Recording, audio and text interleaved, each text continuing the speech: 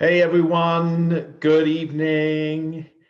It's Wednesday. I know you're always used to me saying it's Monday, but it's not Monday today, it's Wednesday. So let me just figure out a couple of techie things. I need to make this a little bit smaller so I can read that. Otherwise I can't read my notes. I got lots of notes tonight, so potentially this is going to be like 6 hours. This is going to last for, hopefully not. We won't let it go on for 6 hours, will we? So how's your Wednesday been? What have you been up to? What have you been doing? Has it been the best week ever? Certainly today has been the most amazing day for weather. I don't know what it's been like where you are, but where I was down in Bournemouth, we had 23 degrees. Almost debated going in the sea. But I didn't, because I didn't think I'd be able to cope with the pain of going in the surely excruciatingly cold water. But anyway, how are you? I hope you're having a super duper Wednesday. And actually, it's easy. I think it's easy to rock up to lives and go, yay, I'm feeling great. I'm feeling brilliant. The world's good. And actually, I'm rocking up today going, I'm really tired. So just open this up on here. Yeah, I'm really whacked out, to be honest. It's been a long few weeks. I was in Tavistock yesterday doing no, I wasn't in Tavistock. I wasn't even in Tavistock. I was in Taunton, which is near Tavistock, but it's not Tavistock. I was in Taunton yesterday running an event for the NHS, which was brilliant and amazing, and amazing people in the room and moving and inspiring. And then today I was with a group of investment bankers down in Bournemouth. Investment bankers, that is not Cockney rhyming slang for a group of people, that they are really people in the banking industry. So and I've driven back and I'm here with you guys, so it's good to be here. And I'm ready for today. So look, World Mental Health Day. And I think, you know, I'm a big supporter of days like this, and I think it's brilliant that we draw attention and focus onto this mental health epidemic and crisis that we are in globally. And it's one day out of the 365 where we get to give it some attention and some energy and some focus. And my concern is with all world fill in the blank days, that we give it attention for the day and then we forget about it for another year. And you know, I don't think we can afford to do that with any of the world fill in the blank days, and we certainly can't afford to do it with Mental Health Day, because it is, my goodness, such an overwhelming situation. You'll notice my t-shirt. I'm not just showing my man boobs and rubbing my nipples in a sexy, loving manner. This is my t-shirt. The future is stigma free. And the future is, and we are shifting, albeit too slowly, we are shifting. But there are many people that are again changing the landscape. I think we have to say today, with it being World Mental Health Day, that the government announced today that there's a new Minister for Suicide Prevention. That's Jackie Doyle-Price is going to be that role. And I think that's bloody brilliant. And she has a big agenda. And some pretty, looking at the things that they've set out that the government are going to shift within the mental health field in the next few years, as pretty big targets, pretty stretching targets, zero tolerance. Well, I'm fascinated to hear how they're going to get there, and I think it's a brilliant start. And I think within that, there's a really important high five to give to CALM, so the campaign against living miserably.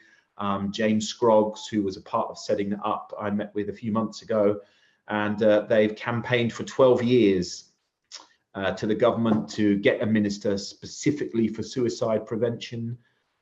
Their campaign, the Project 84 campaign, which I know we've talked about before. So to those guys, all the people at CALM that are doing the bloody brilliant work, folks, it was all worth it. And actually, maybe that's a message to all of us, which means stick with this stuff. 12 years they fought for that. So whatever the things are you are fighting for, the purpose you are into, the purpose you are following, keep following it, because it happens. And all we can do each day is get up and make a dent. And I kind of go, really, is wearing a t-shirt and doing a live, maybe 10 people will see it. And I have to stick with this this whole piece around if 10 people see it and one of those people gets some help and some support and a step change and they share it with someone and we create a ripple, then that can only be a good thing, right? So there's loads of other things happening in the mental health field. I saw this week that we came across something called Andy's Man Club, which is they're not like an intervention or resource, but they're kind of this social group that has formed. It's quite a compelling story. If you want to go and check it out, we'll pop the link in. A really compelling story about a place for men to talk, and that can be in a pub or in a shed or in a community centre, but a place for blokes to meet up and speak and have a vehicle. So again, we start to collapse these bullshit stories about kind of blokes toughening up and growing a pair and all that stuff. Actually give them an arena to speak and talk.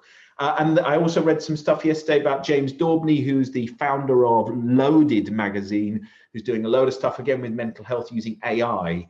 The products, one is called Harry, HARR-E, which again is a new AI mental health intervention online. Wobot, which is an American mental health resource for people, all delivered through AI. So it's shifting, folks. Some of that will be around maybe for a long time. Some of it will kind of appear and drop off. And whatever we're doing to keep nudging the needle on this thing has to be good.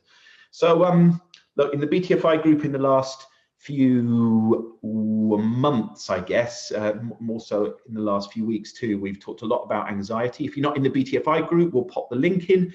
Come and join us. It's a busy, bustling, hustling tribe of thought leaders and coaches and movers and shakers and people that just want to keep doing good stuff. Kind, good people that have some energy and some desire to shift things. But we talked a lot about anxiety, and it's come up a lot. People have talked about anxiety issues, and people have been vulnerable and shared things and shared their stuff. And so it felt right that we recognize World Mental Health Day anyway, and that we talk a bit about anxiety. So that's kind of what I'm going to do. I made a ton of notes, and it's such a rabbit hole. And I had a head full of things I wanted to share, and I realized that I could go on a lot. So I've had to chop back a little bit. This is the shortened version, people. This is the shortened version. I'm just going to open up my video. Not that I actually want to see myself, but I do want to see if there's any comments. So if you've got any comments, whatever that is, then say hi. Hi, Sandra. Hi, Liz. Hi, David. Hi, John. Brennan. Hi, Kelly, who's actually sitting down the other end of the room. So that's slightly odd that I'm saying hi to you here, but actually she's down the other end of the room. Okay, so if you got any questions or comments, like just chuck them in, yeah? And okay, so let's talk a little bit about stats of anxiety, and we can talk a bit about what it is and what it isn't, because I think there's a bit of confusion about what anxiety is. And but the current stats, these are some nice guidelines. National Institute for Clinical Excellence. There's roughly around 3 million people in this country suffering from some kind of anxiety disorder. So I'll go on to talk a bit about what they are in a moment, but 3 million people currently suffering from some kind of anxiety disorder. Of course, the thing is about many cases of anxiety is that it's unseen. We don't know it. It's behind closed doors. It's hidden away. We might not always spot the signs. So we'll talk a bit about the signs and the symptoms that might lead us to be able to understand more about what's going on for people, but very hidden. We see someone with their broken arm, we see someone with their broken leg, they go to hospital, they get treatment like that. They get treatment. Someone, well, maybe not, maybe it'll be 4-hour wait, but they'll get some treatment, right? And if we go in with mental health conditions, often we're not getting treatment. It's like, how bad? I talked about the BBC Panorama documentary a couple of weeks ago about child suicide, just completely gut-wrenching that anybody on this planet has to be so bloody unwell and literally attempting to take their own life a few times before there is an intervention. So a real hidden killer. Most common related kind of anxiety-based disorder is when it's a mix of anxiety and depression coupled together. And there are around, for that, out of those 3 million people that are suffering, there are around 15% of people that are getting some kind of treatment. which is again just kind of mind-blowing that only 15% are getting treatment. So some of that will be because there's like what's happening to the other 85%, because they don't know that they've got enough of a problem, or they don't believe there is the right support for them, or they don't want to get support, but only 15% getting some kind of intervention. And 1 in 10 people will have a disabling anxiety disorder in their lifetime. Oh, wow. I was with 50 people today, all between the ages of kind of 19 and 28. 5 people in that room. Actually, I know that, you know, a couple of people in the room are already struggling with stuff in their life. And so that's 1 in 10. So wherever you are tonight, wherever you are tomorrow, look around you and you go, there are people in that room. And if we all even just held that bit about just having more care and more kindness and more awareness of those around us and what they might be dealing with. So a bit about how is that split across age groups, gender? That isn't broken down on NICE, and I can find that out. So the 3 million, I think, is across an entire bracket. I don't know the split of men and women, but I'll find that out for you, John. But certainly we know there are pockets. There are pockets of where there is heightened increase in that number, certainly with the children. And we talked a bit about this before, kind of the 12 to 16 bracket. There's quite a lot in the 18 to kind of 25 bracket as well. It's quite high. But as I've said before, that, you know, even though we see it coming out for some people in later life, the trauma, the seed of it is planted much earlier on than that. Some of you may have watched the Richard Barrett live we did a few weeks ago, and we talked that much of that mental trauma and mental illness is established between the ages of kind of 2 and 24 is when it gets locked in. So there is an event, there is an occurrence, there is a something, and perhaps isn't tackled, and over time that appears. So look, what is anxiety and what is it not? Anxiety is a really normal human response for us, and we can all feel anxious many times a day, numerous times a day. I've had in the last couple of weeks, actually, I think I've had many moments of doing anxiety. I talk about doing anxiety. I'll come back to that a bit later. But I'm super aware of it, hyper aware of what happens physiologically, what happens to my mind, what happens to my sleep, what happens to my diet, what happens to some of my interactions. So we can do that. And actually, look, an anxiety-based response is a useful response. It's really good for us. We need to be able to access a state of anxiety at times because it protects us. Back to the fight or flight scenario, it's really useful for us. And the problem arises when the response becomes so out of proportion to the situation that's in front of us, or in many cases, it's often generated when there's no danger point. There is no real danger and risk. I had this conversation with some of the group today because we were doing some stuff using music. We were doing some singing. I wanted to provoke and press buttons. And sure enough, some of the responses were high anxiety responses. And when we start to collapse it down and talk very logically about what's happening, there was no danger in the room. And they were going into fight or flight response. And we go, actually, many of you are just making an assumption because all you've seen is a keyboard and a microphone, and you've gone, fuck, what does that mean? It's already producing this very high anxiety state response, which rendered them for that period of time actually a bit useless. So they couldn't do anything other than stay in their own head and kind of fight it out. So the problem arises when it's out of proportion to the situation. Now, anxiety is classified as a disorder. So we can go, you have an anxiety response or you have an anxiety disorder when that is a repeated response over a prolonged period of time. So it means actually we're accessing that state on a daily basis, and that might be over months and months and months. And we go, actually becomes something more than just a normal response for us where we do anxiety as opposed to it being pretty locked in. There are various forms of anxiety. There are 4 core ones, and within those there's quite a few various pieces that we break down. I'm not going to go into all of those. So the 4 core ones are social phobia is one. So that's people that are, there's a whole range of situations in which people will be uncomfortable, generally when they are around others, very much a sense of fearing judgment by others, fearing under scrutiny, fearing that people might be talking about them or have opinions about them, and that becomes incredibly heightened. So that's one. Agoraphobia is another one, which is a sense of feeling not able to escape, feeling trapped. That doesn't always mean closed environments. Sometimes people think that that's about closed environments or small cupboards or lifts. Often not. People will feel trapped by being in a queue or being in a room where there's a lot of people there. So that's agoraphobia can kick in. Panic attacks is another one, which can be a lead on from anxiety. I'll talk a bit about that in a moment. So most of us have a sense of what a panic attack might be. Again, I'll talk a bit about the symptoms.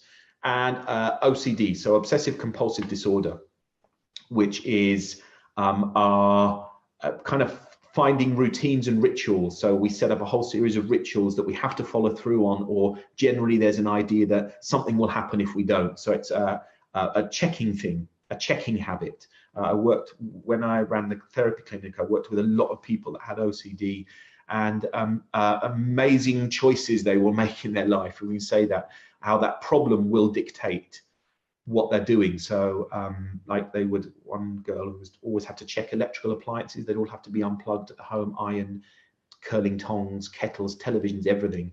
And that would be ritualistic for an hour or two. They'd be waiting to go out to a party. She'd go out to a party with her boyfriend. They'd get to the party, be half an hour away, and she'd be so overwhelmed that perhaps she didn't really unplug the kettle. They'd have to go home. So imagine that in your life. Fucking hell, man. And that was her life. And she did some brilliant work on herself and collapsed much of that, and got herself back into a more healthy groove.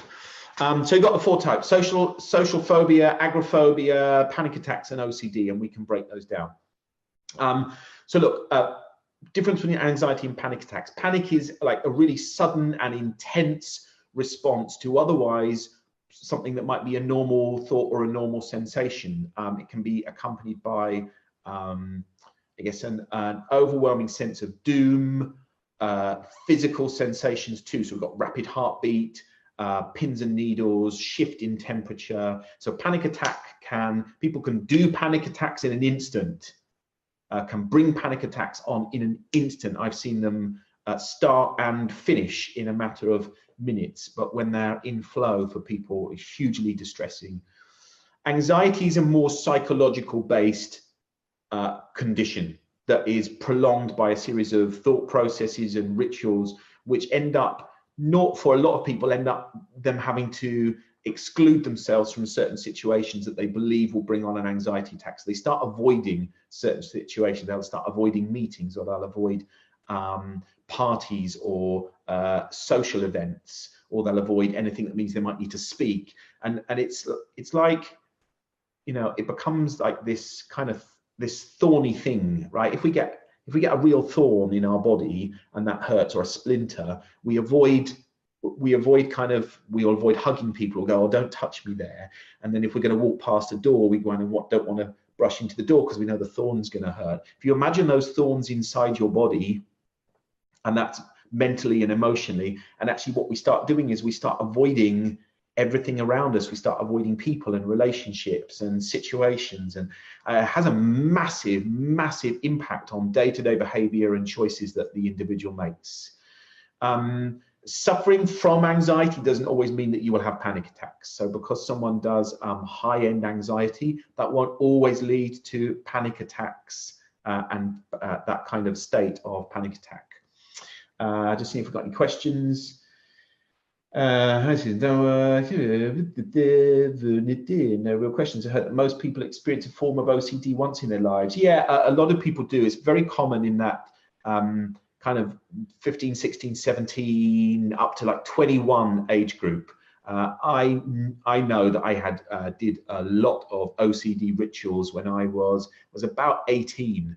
A big changing time in my life, college, new girlfriend at that time, really kind of big stage of development psychologically for most people at that age. But I remember going through a whole series of very ritualistic things where I'd have to I'd have to put things in a certain order. I'd have to put things in threes, or something terrible would happen, or my then girlfriend would split up with me. And it was just kind of, well, logically we go, what a load of bollocks.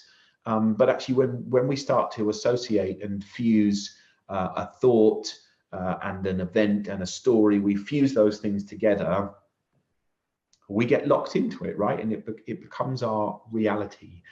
So we're going to talk a bit about what causes anxiety. There are many, many, many possible causes for bringing on anxiety in our life.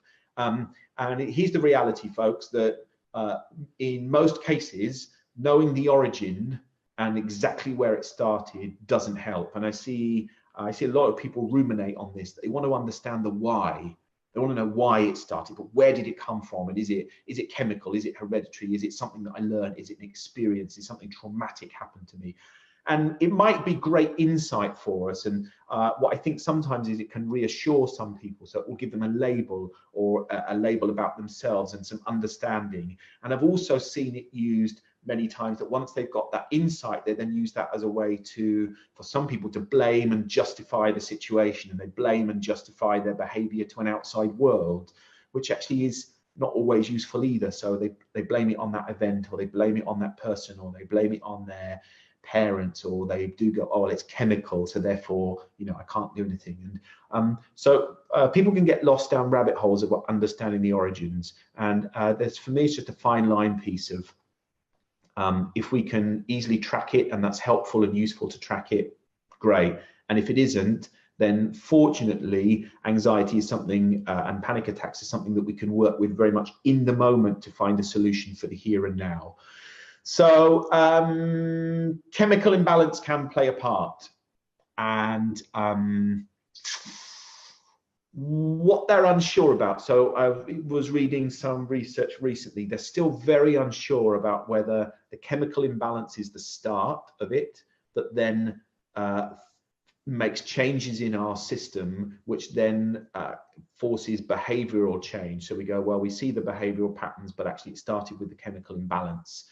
Or is it the other way around, that we have behaviors that through some other trauma or experience start to come out, and they become repetitive and they get locked in, and that the behaviors themselves start to shift a chemical imbalance in our system? It still seems, and you'd think that with medical advancement that we would have a definitive answer. It seems like we don't have a definitive answer, that we're not fully sure on, it's almost which comes first, right? The chemical imbalance or the behavior. But seemingly chemical imbalance can absolutely play a part. There is a likelihood that if a child's parents has some kind of anxiety-based disorder, there's a very high likelihood that the child will run similar patterns. It's true in panic attacks too. So if you have parents that have high response to panic and the propensity to sit within a space of panic, the children are more likely to develop those responses and behaviors themselves, right? It makes sense.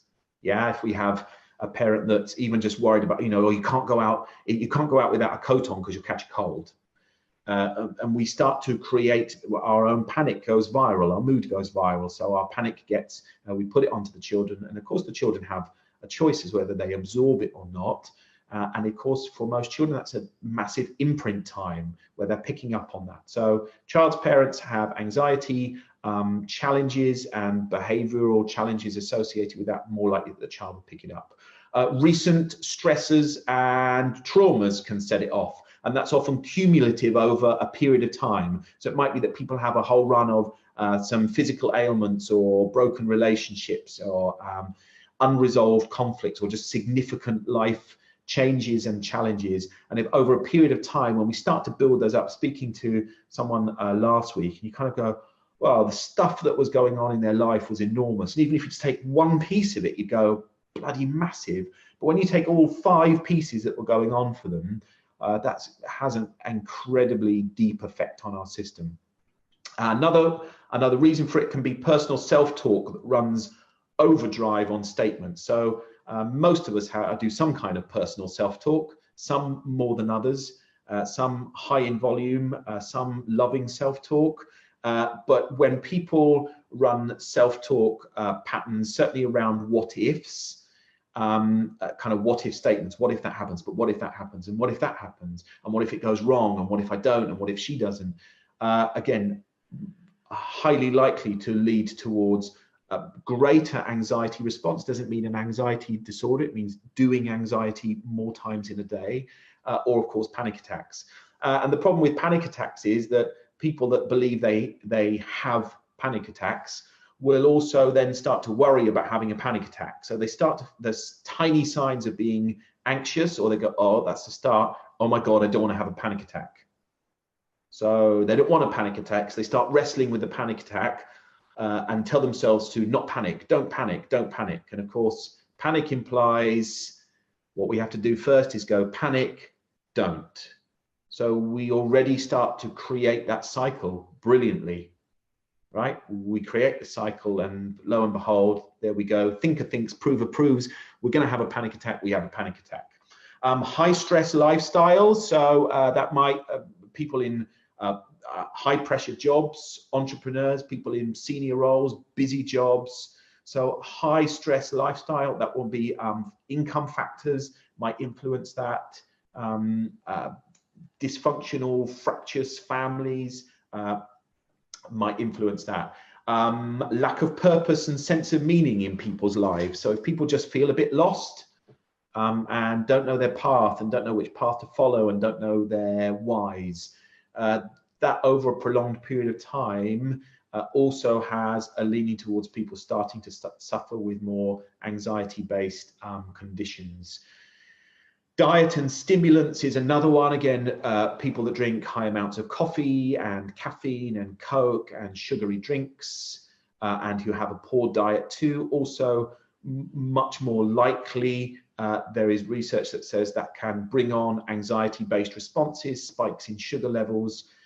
Stimulants, legal and illegal stimulants, are also more likely to create some kind of psychological challenge for us. So there's just a few in there, and of course there are more and others.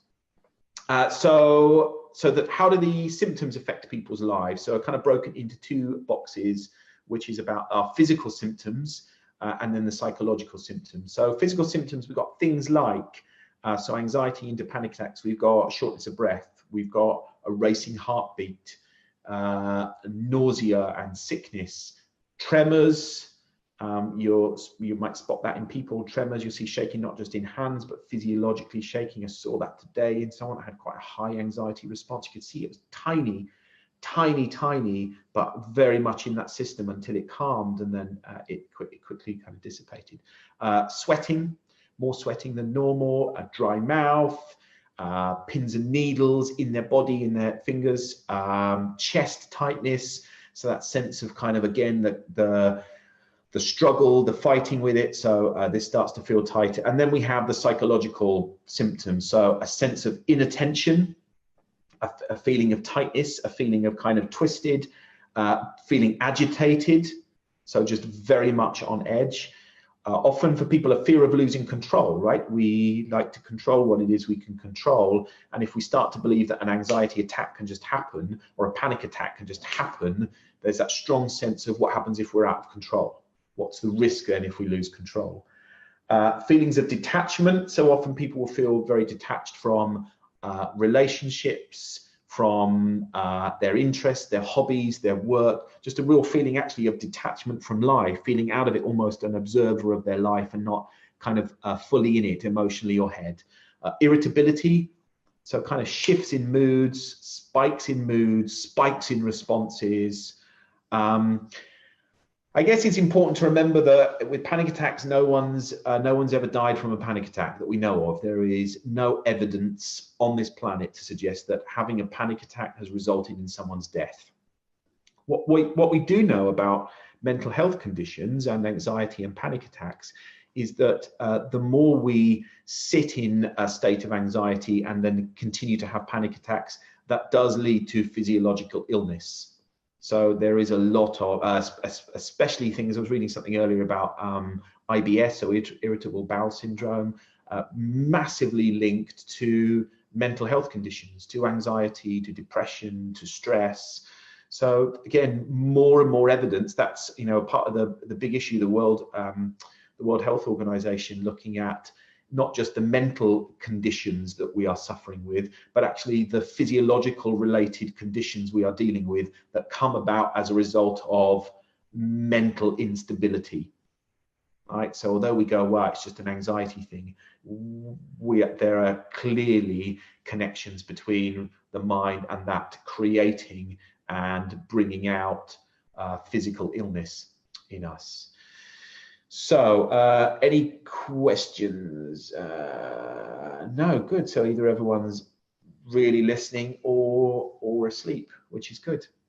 Okay, so I'm going to talk a bit about interventions. This could be hugely long, and I'm going to keep it kind of a bit short and snappy, actually. The really good thing about anxiety and panic attacks is that it is highly treatable, so massively responsive to various interventions, which actually makes it more painful that we go, out of the 3 million people in the UK that currently will be suffering with some kind of anxiety disorder, that only 15% are getting treatment. Fuck now, when actually it's highly treatable and very, very responsive to most kind of interventions. So people do not have to live with this. And then when we know that that mental instability is causing people to take their lives, God, how are we letting it get to that place?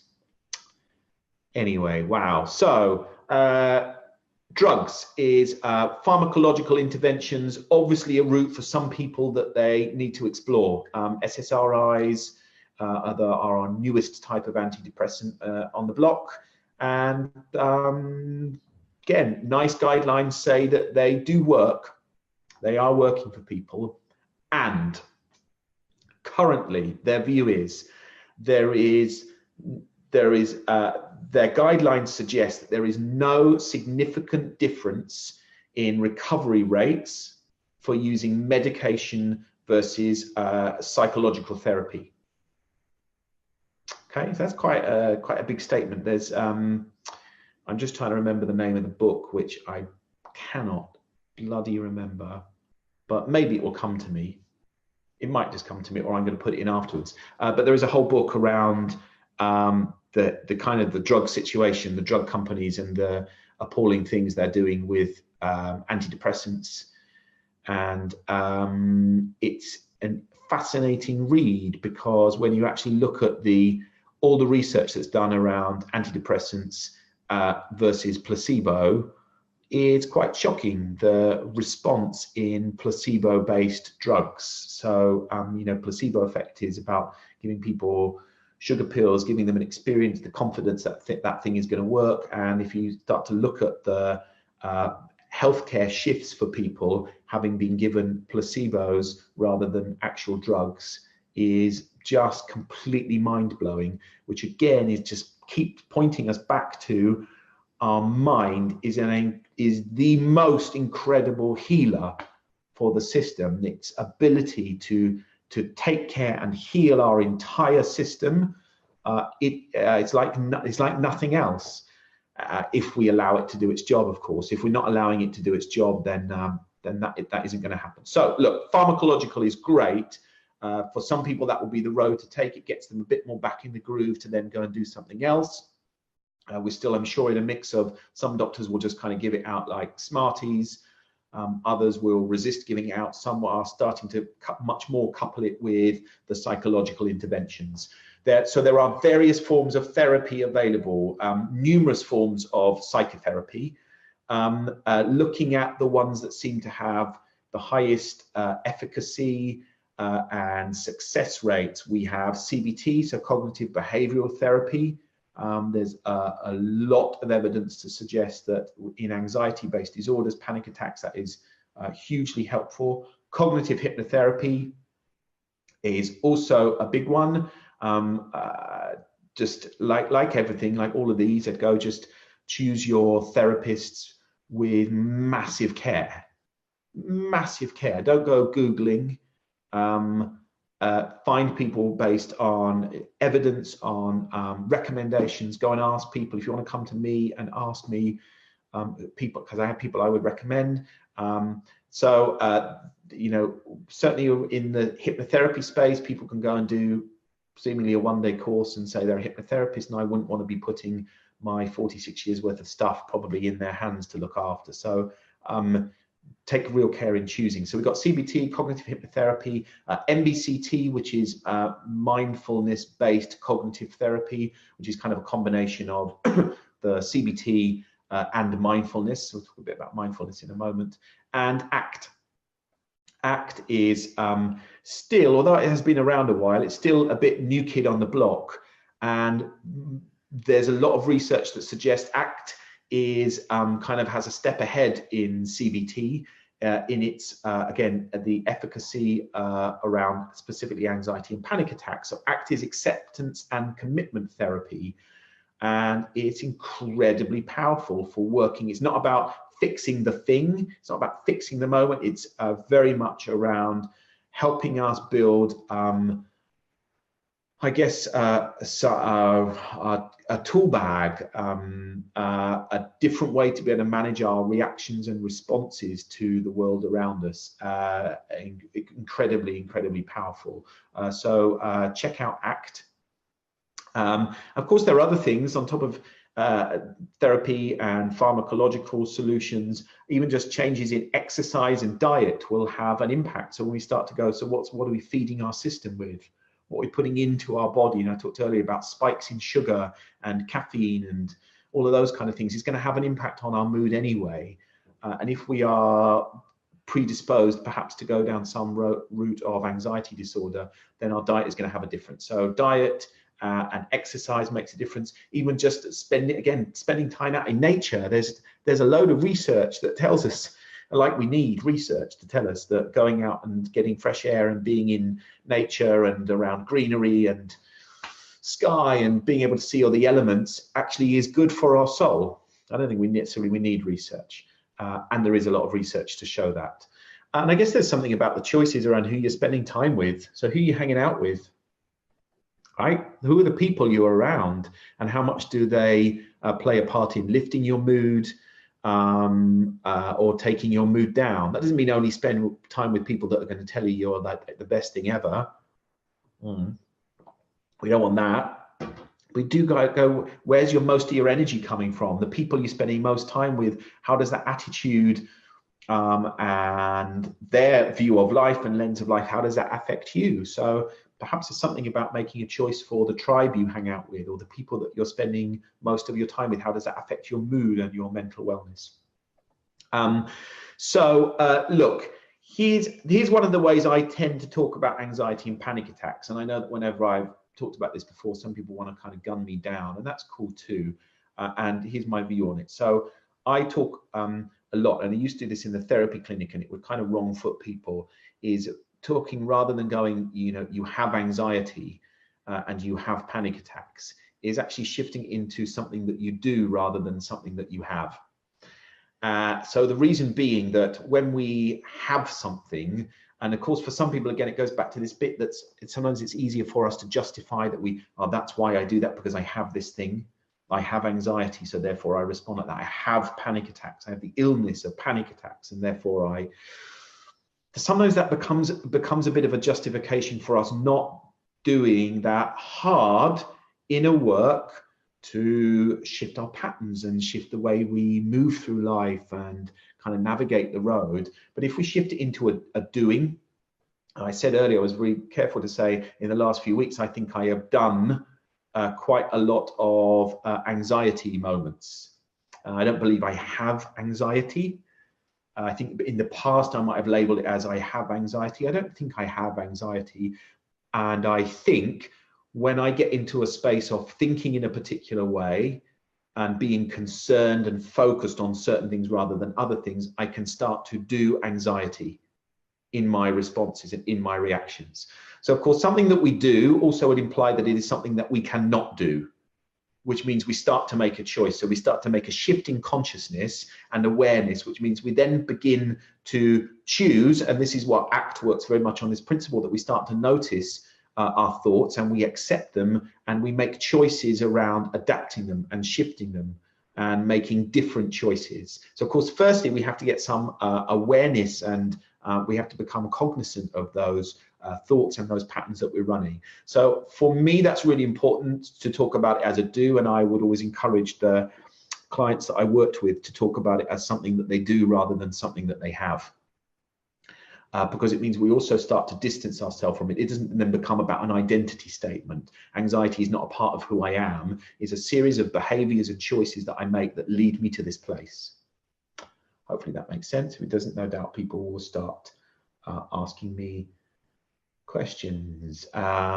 Good, nice to see some of you folks on. Hey Esther, hey Bethan, hey Charlotte, hey Esther again. Okay, so mindfulness or meditation, again, as a daily practice, as a daily ritual, as a daily habit, it's about a big shift in our consciousness, about quieting down our mind. For some people, they can't quieten their mind for more than 5 seconds at a push. I know when Kelly and I went on our meditation course, although both of us knew what it was and kind of had done some, Kelly done a lot more than I had. For me, quietening down my head's really fucking noisy. Can we just say, yeah, you wouldn't want to be in my head. And it was really difficult for me meditating for 20 minutes at a time, and I'd kind of be there and I'd be in the groove, and then off I'd go thinking about something else because my head would start ramping up with noise. So mindfulness and meditation as a daily practice, not doing it when we start to feel stressed, but doing it as a daily practice as our basis for all that we do, like our crash map for us. And it's really important. It becomes then about when we can quieten our mind down, we can choose what story we attach to things. I talk about, you know, our world around us is completely neutral. So everything outside of us is neutral. The words people use, the conversations they have with us, the events that happen, they're all totally neutral until we attach a story. And if you look at people that have a high anxiety response, panic response, they're attaching stories like crazy. Again, some of the people that arrived today, the stories they'd attached before they'd even got in the room, they kind of just got there and they started to build a story about what was next and what that meant and what that meant and what that means. Like, God, suddenly you go, how do you ever get through all the stories? Mindfulness and meditation is a great way of quietening down.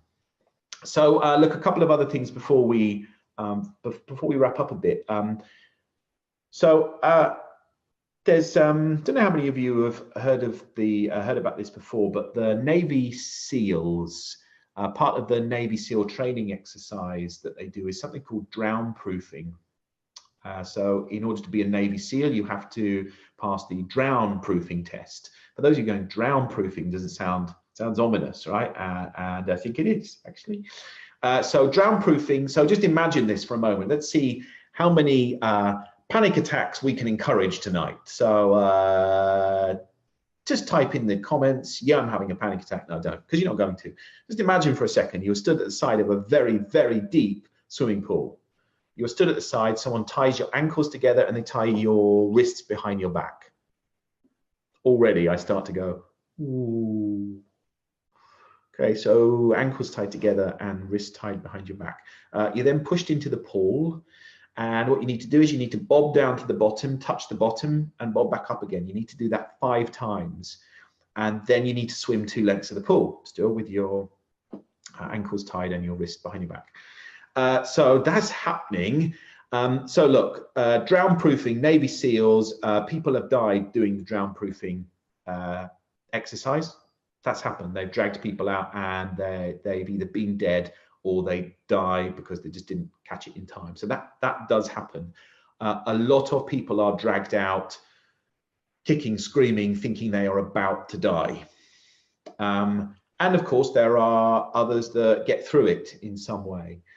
And we have there's a very natural response, I think, when I can only do this by imagining because I've never done the drown proofing test, is to kind of is they stand on the side of the pool and they already start to battle with it, and they fight with what's about to happen. So it's like, fuck, how am I going to get a breath before I get in? Can I catch my breath? And actually, as they jump in, there's a bit of, they go under, they haven't probably quite, they've got a bit of water in their mouth and gone into the system. They come back up, they're desperate to get some air, and already they're in this kind of fight or flight piece. They're starting to react to it, and they're starting to struggle with themselves, with the water, with physiologically. And then they go back down and they don't think they're going to be able to cope with going down. And sure enough, they can't get all the way down. So they struggle to come up to the top, and already this is becoming hard work. And so they're already in that fight with it. There's some brilliant articles I've found online from Navy SEALs that have survived it. And they talk about this kind of, this real giving in, the acceptance piece. It's actually the acceptance piece within ACT of allowing, so this thing is going to happen, and actually our bodies and our systems can react perfectly to this, and physics will mean that our bodies do the right thing if we allow them to, but not if we attempt to be cleverer than them by going, I have to break the flow. The body knows to take the breath. The body will drop to the bottom, and it knows then that it will come back up to the top where we can take another breath, where it will be in perfect flow unless we struggle with it and fight with it. And I'm amazed at the number of people that spend their life like they're in a drown-proofing exercise, that kind of battle and fight. And again, some people today was like we had tied their ankles together and their wrists together, and we told them we were going to push them in, when actually we hadn't even done any of that stuff. They were sat in quite a nice room with a cup of coffee and Danish pastry, right? But they started to battle with it. So so I think that's a great recognition piece for knowing how much of the stuff in your life are you fighting and battling with. But one of the principles within ACT is this idea of a struggle switch, is that we all have a struggle switch, and we can choose to turn our struggle switch on and off. So this is a first piece in about building awareness.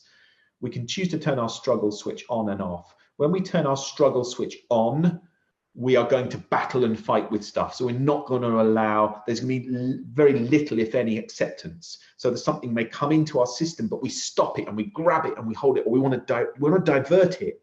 So we don't want it to be in here, so we attempt to push it out there. And so we're already into that struggle mode. As soon as we're into that struggle mode, certainly if we have a likelihood that we're going to do an anxiety-based response, or we're going to do a panic attack, we start to generate the possibility that we ramp up the possibility of that happening if our struggle switch is on. If our struggle switch is off, then we are more likely to allow the stuff to come in and move through.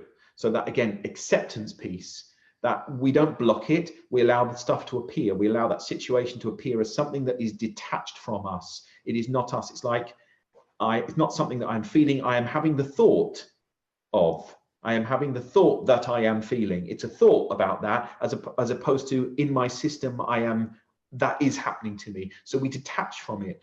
But that requires us to accept, and it requires us to have the struggle switch off, which means we don't then fight it. The biggest issue is that we go into battling with it.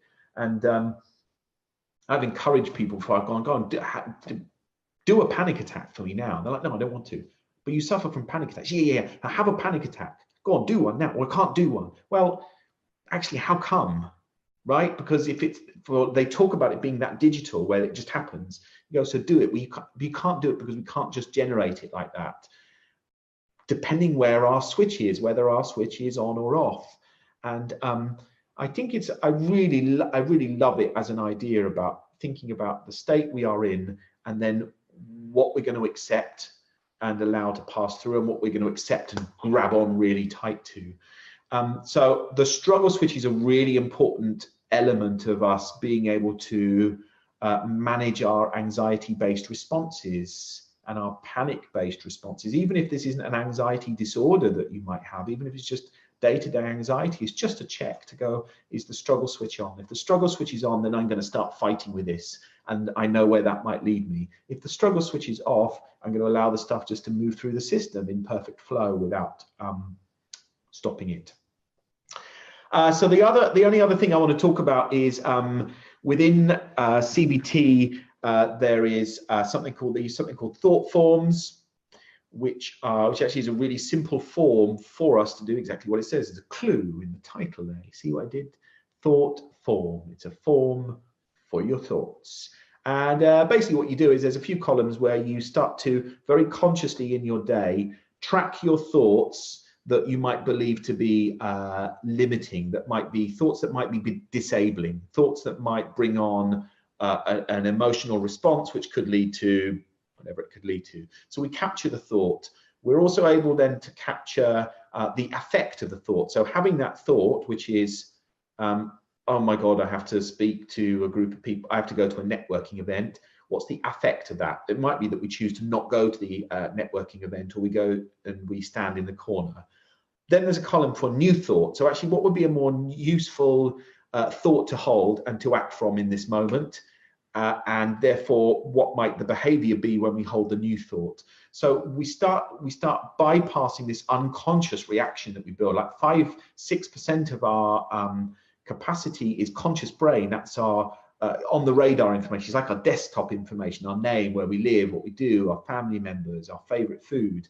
And then the rest of the system is our unconscious system, which is literally every blade of grass that we've seen in our entire lifetime is stored there. And it's like, how do we override that? If we've got conditioned patterns from the ages of 5, we're probably not going to be able to dig back down and make sense of those on our own. But what we can start to do is get very conscious about the choices we are making for the thoughts that we act from and the thoughts that we give energy to. So thought form is a bloody brilliant, really simple intervention for starting to track where our thinking is taking us and starting to interrupt. And it's really important. So if we're just running on a hamster wheel, if we're running on autopilot, it becomes nigh on impossible because we don't even create the spaces. It's like spaces are really important in our lives. Space from one car to the car in front is really important. Space as I walk along the pavement. If I walk along the pavement shoulder to shoulder with someone that I don't know, it's really odd. And so we need space in our life, but we are seemingly living in an environment where we fill all our space. We don't like spaces. And if there's a moment of kind of silence and quiet, we're going to check our fucking phone or something, or look on Facebook, or like it seemed like the discomfort just to be able to notice the pause. And the pause are our choice points. The pauses are where we can make a new decision around a thought that we are holding, a behavior, and then maybe a more useful thought and a more useful behavior in that moment. So we got drown proofing, we got the mindfulness meditation piece is massively important. We've got struggle switch check, and we've got the thought form.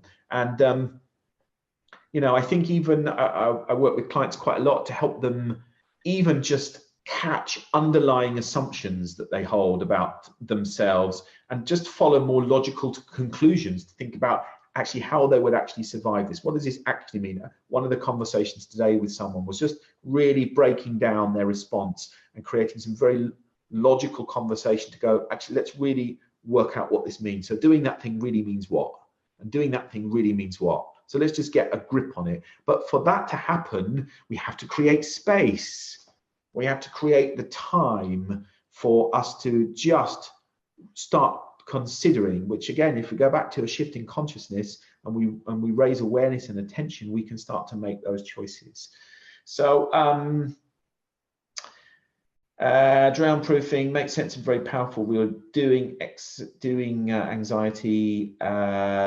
Esther, my daughter, was doing anxiety this week. I'm just going to see if I can read the rest of your comment. I talked her through control, influence, accept. It's a brilliant, simple way to order thoughts. Yeah, nice. Actually, that's really cool. So again, I'll go down another rabbit hole because I know what's fucking hell. It's 5 to 9. Is that really the time? People, thank you for spending 55 minutes with me. It's really bloody hell. I've talked lots. Control, influence, accept. I've talked about that before. We have our 3 choices in life: what we control, what we influence, and what we accept. And very often we get our control and influence stuff muddled up. So the things that we actually only have influence over, we often put in our control bucket. And then we wonder why that thing doesn't go our way or it doesn't work out like that. We go, because we don't control it. Remember, the piece that you control is the only thing. Your thoughts, your feelings, your behaviors, your reactions. That's all you control. Nothing else. There's a ton of stuff you influence, but nothing else that you control. Okay, so I got to draw this thing to a close because I'd like a cup of tea, basically, and because you people have spent nearly an hour with me. Thank you. So look, there's a couple of things for you. I created a hypnotherapy track, a binaural hypnotherapy track, specifically for anxiety. So we've created that, we've recorded that, and we're going to give you that to do whatever you want to do with. Ideally, it would be good for anxiety. And I can tell you what, we have evidence. This is evidence-based hypnotherapy track, because when it was being edited, the dog was like out of it. Like completely out of it. The dog was like listening to this thing and he'd gone. Normally, the dog hears anything in the house. You only need to go like that, and the dog can be upstairs and he'll hear it. Dog was gone. So basically, if it works on Royston, it works on humans. No, we've created a lot over the years of hypnotherapy tracks, and people seem to like them. So we created one specifically for anxiety. So you can get hold of that. And we've also stuck in there another how to get the best from hypnotherapy and using tracks. So you can have that download as well. And we've also put in the CBT thought form for you to download and print off. So I'm sure Kelly's going to pop the link in for you to go to the page where you can grab those things, and that's it. You don't need to do anything else other than use them. Ideally, that's what I'd like you to do. I'd like you to use them, and I'd also like you to share them with people. So if you think that either this live or those resources are going to help someone, just pass them around. People, just give them out to whoever you think is going to benefit from them. Because if that means that, again, we just make the tiniest dent, we just move the needle even the tiniest bit, then that has to be a massively successful day.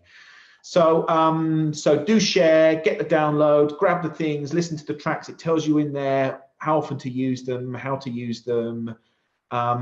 Post questions in here if you want me to respond to stuff. Send me a personal message if you want to send me a message about stuff. I'll always get back to you. And my sense is, although we can go, well, it's nearly the end of World Mental Health Day, we've got to do it. We've got to be on it every day, really, and check in with people, check in with your friends, check in with your family. Just check in with people. And when you ask them how they are, not the, hey, how are you? Actually ask people how they are. Like really ask them how they are. And that maybe means pick up the phone to someone that you haven't spoken to for a while. When people pop, oh yeah, I must call them. I've been thinking about them. Fucking call them. Right? They popped into your head for a reason. Follow that. Ring them. Send them a card.